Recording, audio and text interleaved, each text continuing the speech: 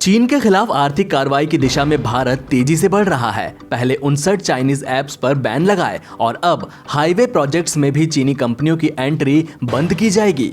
परिवहन मंत्री नितिन गडकरी ने बुधवार को कहा कि भारत हाईवे प्रोजेक्ट्स में चीनी कंपनियों की एंट्री बंद करेगा। अगर कोई चाइनीज कंपनी ज्वाइंट वेंचर के रास्ते भी हाईवे प्रोजेक्ट्स में एंट्री की कोशिश करेगी तो उसे भी रोक दिया जाएगा। इसके अलावा उन्होंने कहा कि सरकार यह भी सुनिश्चित करेगी कि एमएसएमई सेक्टर में चाइनीज इन्वेस्टर को एंटरटेन नहीं किया जाए। गडकरी ने कहा कि बहुत जल्द एक पॉलिसी लाई जाएगी जिसके आधार पर चाइनीज कंपनियों की एंट्री बंद होगी और भारतीय कंपनियों के लिए नियम आसान बनाए जाएंगे। भारतीय कंपनियों को पार्टिसिपेशन का ज्यादा से ज्यादा मौका मिले, इस पहलू को पॉलिसी बनाते समय ध्यान में रखा जाएगा। हाईवे प्रोजेक्ट्स में वर्तमान में चाइनीज निवेश को लेकर गडकरी ने कहा कि कुछ ही ऐसे प्रोजेक्ट्स हैं जिनमें चाइनीज निवेश शामिल है। ऐसे में उन्होंने वर्तमान में इशू टेंडर को लेकर कहा कि अगर चाइनीज वेंचर होगा तो टेंडर की प्रक्रिया दोबारा अपनाई जाएगी। नए नियम को लेकर उन्होंने कहा कि यह वर्तमान और आने वाले टेंडर पर लागू होंगे। भारत में टिकटॉक समेत 59 चाइनीज ऐप्स पर प्रतिबंध की चर्चा अमेरिका में भी हो रही है। कुछ सांसद इसका समर्थन कर रहे हैं। इन सांसदों ने अमेरिकी सरकार से इस पर विचार करने की अपील की है क्योंकि ऐसा माना जा रहा है कि छोटे छोटे वीडियो शेयर करने वाले ये ऐप किसी भी देश की सुरक्षा के लिए गंभीर खतरा है। रिपब्लिकन पार्टी के सीनेटर जॉन कार्निन ने द वॉशिंगटन पोस्ट में छपी खबर को टैग करते हुए अपने ट्वीट में कहा कि खूनी झड़प के बाद भारत ने टिकटॉक और दर्जनों चीनी ऐप पर प्रतिबंध लगा दिया।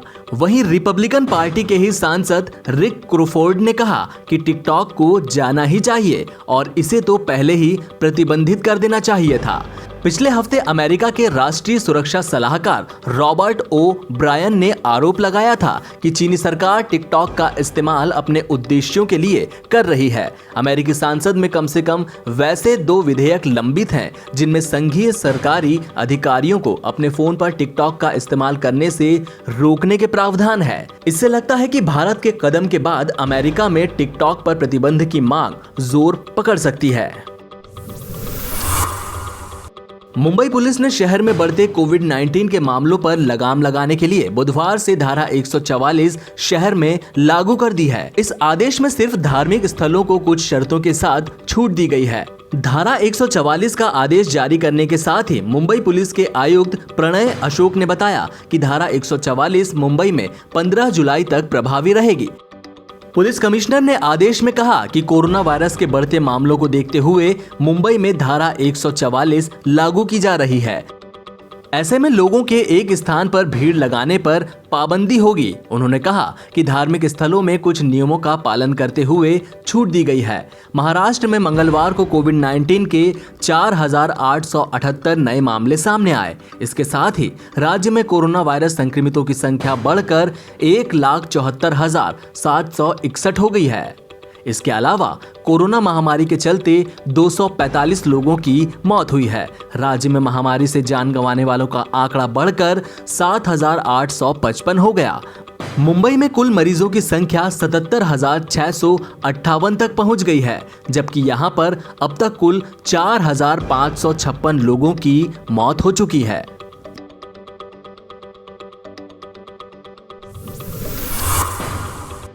पेट्रोल और डीजल के दामों में बढ़ोतरी के खिलाफ आम आदमी पार्टी ने बुधवार को देशव्यापी प्रदर्शन किया। देश भर में आम आदमी पार्टी के कार्यकर्ताओं ने सुबह 11 बजे से पेट्रोल डीजल की बढ़ती कीमतों के खिलाफ प्रदर्शन किया।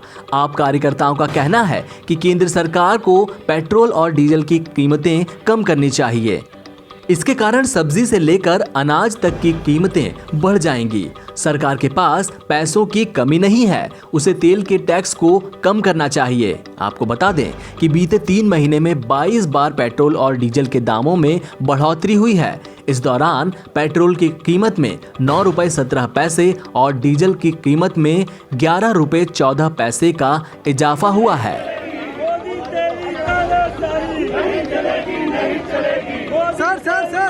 सर नहीं चलेगी नहीं चलेगी मोदी तेरी तानाशाही नहीं चलेगी नहीं चलेगी मोदी तेरी तानाशाही नहीं चलेगी नहीं चलेगी अमित शाह तेरी तानाशाही नहीं चलेगी नहीं चलेगी